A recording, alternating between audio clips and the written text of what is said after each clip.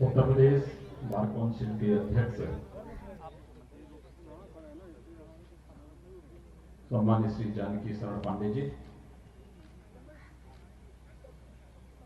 प्रदेश सरकार में मेरे सहयोगी मंत्रीगण, विधि एवं न्याय मंत्री श्री ब्रजेश पाठक जी, सूक्ष्म लघु मध्यम उद्यम और निर्यात प्रोत्साहन के मंत्री श्री सिद्धार्थनाथ सिंह जी, प्रदेश के नागरिक उड्डयन अल्पसंख्यक कल्याण विभाग के मंत्री श्री नंद गोपाल नंदी जी, पूर्व राज्यपाल और वरिष्ठ अधिवक्ता सम्मानित श्री केसी Nath Tripathi ji, high court bar association के अध्यक्ष श्रीमान अमरिंदर नाथ सिंह जी, कार्यक्रम का कुशल संचालन कर रहे श्रीमान Prashant Singh Atal ji, bar council of India के सदस्य श्रीमान श्रीनाथ त्रिपाठी जी, सचिव हाईकोर्ट बार एसोसिएशन श्रीमान प्रभात शंकर मिश्र जी, प्रयागराज की महापौर श्रीमती अभिलाषा गुप्ता जी, आज के इस कार्यक्रम में उपस्थित हमारे सभी माननीय जनप्रतिनिधिगण और कोविड-19 के बावजूद, इस विपरीत मौसम की परिस्थिति के बावजूद यहां पर उपस्थित सभी हमारे सम्मानित अधिवक्ता भाइयों बहनों, मैं ज्ञान, आस्था और न्याय की इस धरती को कोटि कोटि नमन करता हूं और आभार व्यक्त करता हूं बार काउंसिल का और इलाहाबाद बार एसोसिएशन का, जिन्होंने आज इस अधिवक्ता समागम के माध्यम से मुझे आप सबके बीच में आने का अवसर दिया है।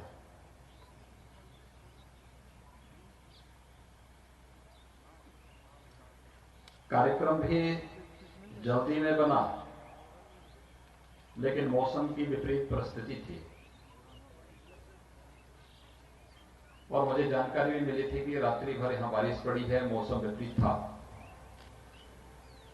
प्रातःकाल भी हम लोग इस बात को देख रहे थे कि 10 बजे तक इस बात में बहुत असमंजसता थी कि पता नहीं प्रयागराज के कार्यक्रम में हम संगम नगरी पहुंच पाएंगे या नहीं पहुंच पाएंगे, लेकिन एक प्रयागराज और गंगा मैया की कृपा थी कि हम लोग यहां पर आपके बीच में आए हैं। मैं आप सभी अधिवक्ता बंधुओं का हृदय से अभिनंदन करता हूं, आप सबका स्वागत करता हूं।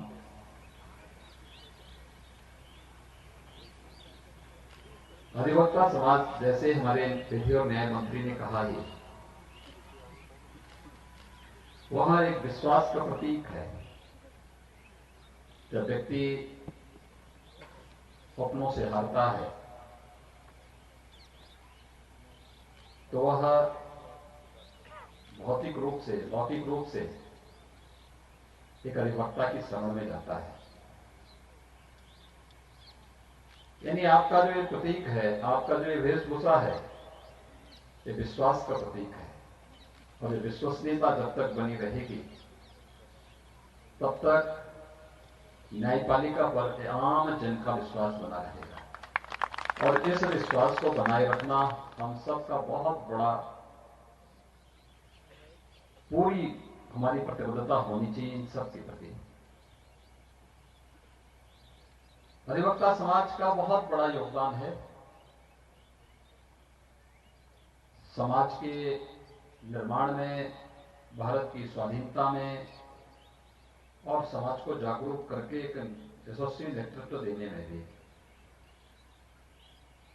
प्रबुद्ध समाज होने के नाते समाज की हर ज्वलंत समस्या में मुखरता के साथ उसके समर्थन में, अगर वो लोक कल्याणकारी है, राष्ट्र कल्याणकारी है,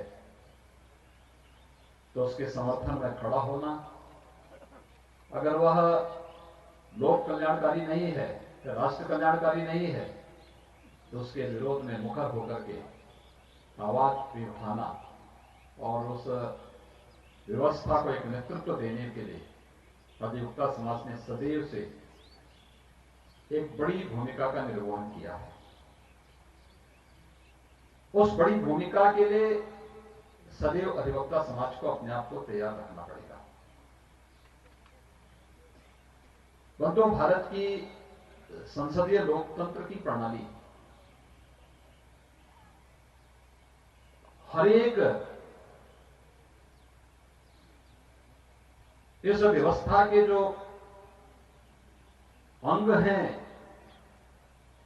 उसके लिए एक लक्ष्मण रेखा है, और जब तक एक दूसरे का सम्मान करते हुए हम अपनी लक्ष्मण रेखा का पालन कर रहे हैं तो भारत का लोकतंत्र यशस्वी होता हुआ आगे बढ़ेगा, दुनिया के सामने उदाहरण प्रस्तुत करता हुआ दिखाई देगा। लेकिन जब भी कोई संस्था अपने सेवाओं का अतिक्रमण करते हुए जबरन करने का प्रयास करेगी तो स्वाभाविक रूप से न केवल संसदीय लोकतंत्र आहत होगा बल्कि आम जन की भावनाएं भी आहत होती हुई दिखाई देंगी, और इसका ध्यान हम सबको रखना होगा। क्योंकि व्यवस्था, समाज की व्यवस्था हो या राष्ट्र की व्यवस्था, वो एक सामूहिकता का एक समन्वय है। वह हम सबके एक टीम वर्क का परिणाम है, और टीम वर्क जब भी दिखाई देता है, आप व्यक्तिगत जीवन में देखते होंगे, जो आपका पारिवारिक जीवन है उसमें आप इस बात को अनुभव करते होंगे। आप जब किसी अन्य अधिवक्ता के अपने दिन प्रतिदिन के जीवन में देखते होंगे, वो आपका सामाजिक जीवन हो गया या फिर राष्ट्रीय जीवन में आप देखते होंगे। ये टीम वर्क है जो हम सबको एक साथ आगे बढ़ने के लिए प्रेरित करता है। हम मिलकर के जब एक सामूहिक प्रयास करते हैं तो उसके परिणाम भी हम सबके सामने आते हैं। और मुझे प्रसन्नता है कि पिछले 9 महीनों से यह देश भी और पूरी दुनिया भी वैश्विक महामारी कोरोना के खिलाफ एक बड़ी लड़ाई लड़ रहा है। इस सदी की सबसे बड़ी महामारी का हम सामना कर रहे हैं, और मैंने इसीलिए बार काउंसिल से और बार एसोसिएशन से जुड़े हुए जब हमारे दोनों अध्यक्षगण मेरे सामने आए थे तो मैंने दोनों से ही आग्रह किया था।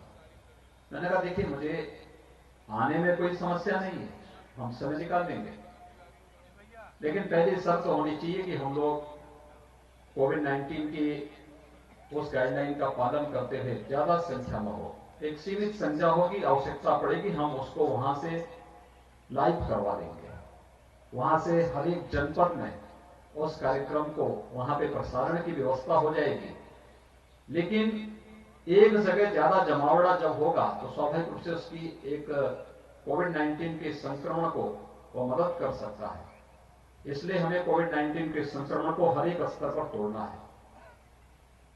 और मुझे बताते हुए प्रसन्नता है, पता नहीं अन्य लोग किस रूप में इसको समझते होंगे, लेकिन मैं इस प्रयागराज में बताते हुए मुझे प्रसन्नता है कि देश के अंदर सबसे बड़ी आबादी का राज्य होने के बावजूद उत्तर प्रदेश ने कोविड प्रबंधन में सबसे अच्छा परिणाम पूरे देश के अंदर दिया है। कोविड प्रबंधन में आदरणीय प्रधानमंत्री जी का जो मार्गदर्शन था, हम लोगों ने उसको अक्षरशः प्रदेश के अंदर लागू किया। आज से 2 महीने पहले प्रदेश के अंदर 68,000 एक्टिव केस कोरोना के थे। और भाइयों बहनों, मुझे बताते हुए प्रसन्नता है, जो एक टीम वर्क प्रदेश के अंदर हुआ है, आज उसका परिणाम है आज के दिन पर 18,000 से कम पॉजिटिव केस उत्तर प्रदेश के अंदर है, मात्र 18,000।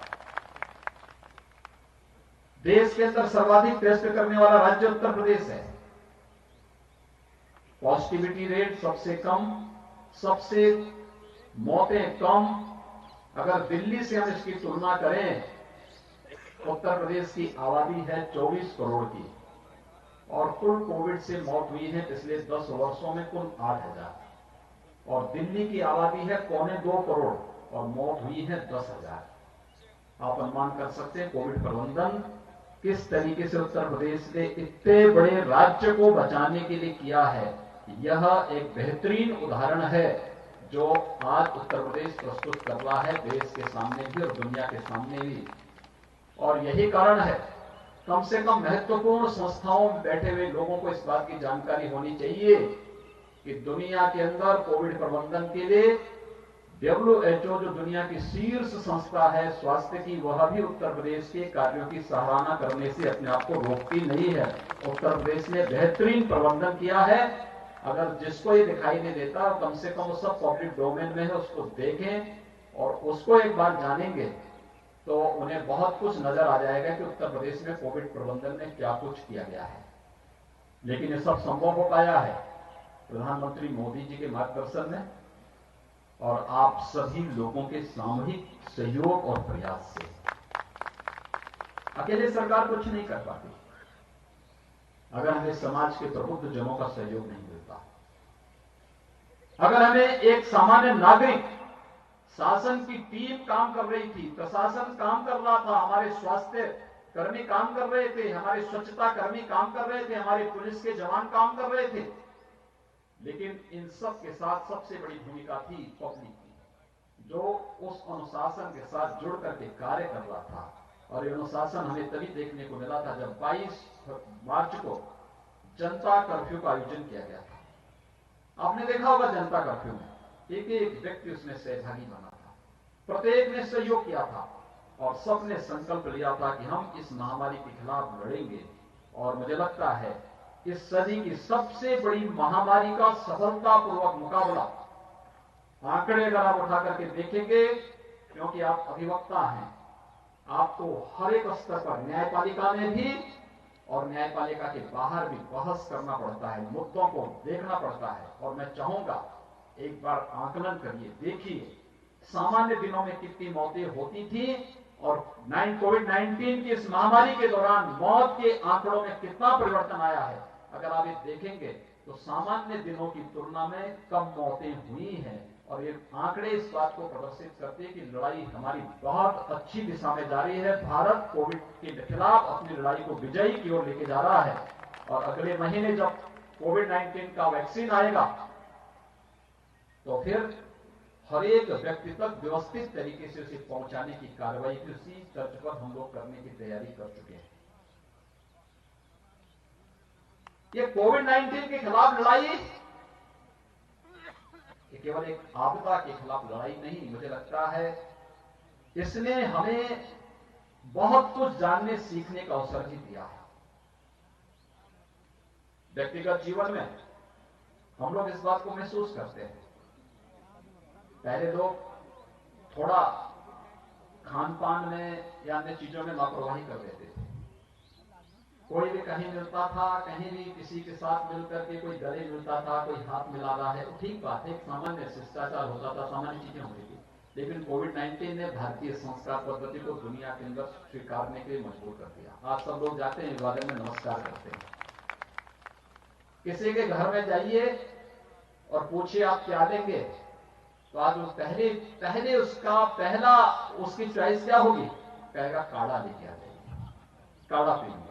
अब उन्हें मांगेगा कि मुझे कोई ड्रिंक चाहिए, उसकी पहली पसंद काढ़ा होती है। तो काढ़ा भारत पता नहीं, तो यहां पे तो महर्षि भारद्वाज का आश्रम भी है। प्रयागराज तो इसलिए, यानी दुनिया ने जब सभ्यता और संस्कृति नहीं सीखी थी तब प्रयागराज ने ज्ञानोदय का प्रकाश प्रयागराज की धरती ने दुनिया को दिया था।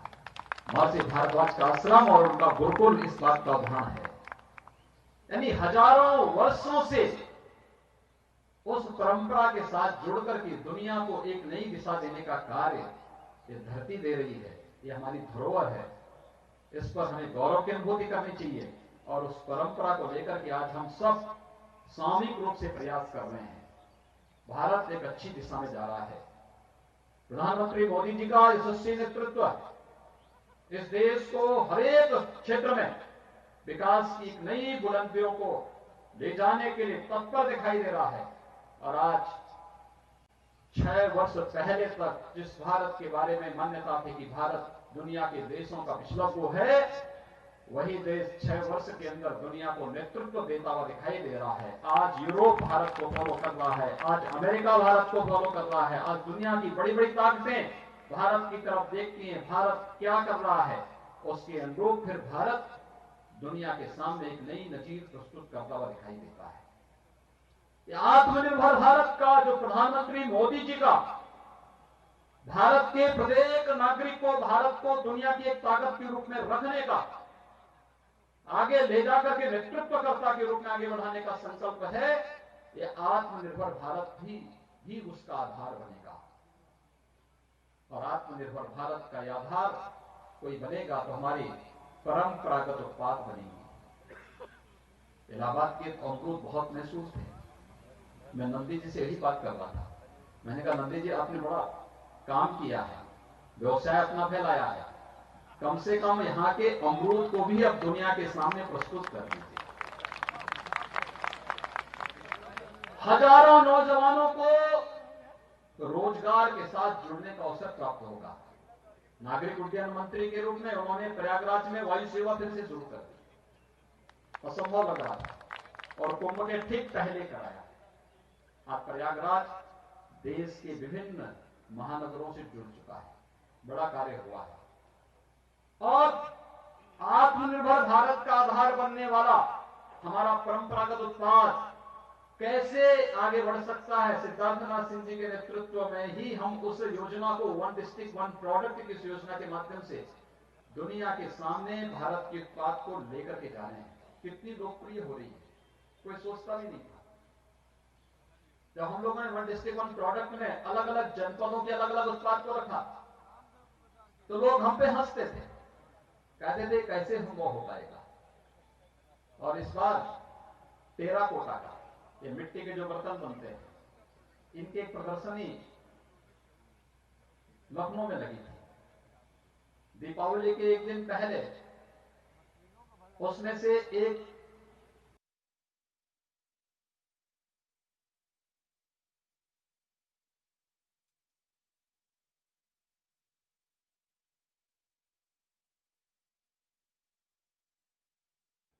जो हस्तशिल्प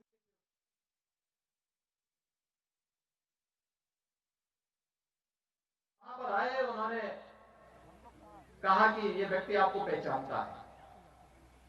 तो मैं उसको देखा, मैंने कहा भी कहां के आप रहने वाले? उसने कहा साहब मैं गोरखपुर का रहने वाला हूं। तो मैंने कहा मैं आपको कहीं देखा? तो उसने कहा साहब आपको मालूम है कि आज से लगभग 12 साल पहले मेरे घर में आए थे, आप उधर से जा रहे थे, मेरे घर के सामने मिट्टी के बर्तन पड़े हुए थे, आपने मिट्टी के बर्तन देखे थे और आपने कहा था कि भाई ये तो बहुत अच्छे तुम बनाते हो, और वही हमारा टेराकोटा है। तो मैंने कहा तो कहा वन डिस्ट्रिक्ट वन प्रोडक्ट में हमारा टेराकोटा आया है। और इस बार दीपावली के ठीक पहले लखनऊ में जो प्रदर्शनी लगी है, इस प्रदर्शनी में अकेले मैंने 8 लाख के मिट्टी के बर्तन बेचे हैं। 8 लाख के मिट्टी के बर्तन। गोरखपुर का एक सामान्य हस्तशिल्पी जिसके लिए 8 लाख की पूंजी साल भर में जुटानी भी चुनौती होती थी, नहीं कभी इसने 8 लाख की पूंजी नहीं देखी। लेकिन आज शासन की योजनाओं के साथ जब वो जुड़ती है, शासन उसको डिजाइन देती है, शासन उसको मार्केटिंग की व्यवस्था करती है, शासन उसको हर प्रकार से प्रोत्साहन देकर के तकनीक के साथ जोड़ती। पहले उसके पास मैनुअल चाक था, आज उसको सोलर चाक और इलेक्ट्रिक चाक दे दिया गया। पहले उसको मिट्टी नहीं मिलती थी, आज उसको कह दिया गया कि भाई देखो हमें जल संरक्षण करना है, गांव का तालाब गांव के कुम्हार को अप्रैल से जून तक फ्री में मिलेगा। मिट्टी निकाल के वो रख सकता है, उसको फ्री में मिट्टी मिलेगी और हमें फ्री में तालाब जल संरक्षण के लिए प्राप्त हो जाएगा। दोनों काम हो जाएंगे और दोनों काम एक साथ चलना है। उसका परिणाम है तो हम लोगों ने दीपावली का भव्य उत्सव दीप जला करके अयोध्या में भी किया और देव दीपावली का काशी में भी किया। और मैंने सुना कि यहाँ प्रयागराज में भी देव दीपावली के अवसर पर और दीपावली के अवसर पर हर घर में मिट्टी के दीपक चले थे।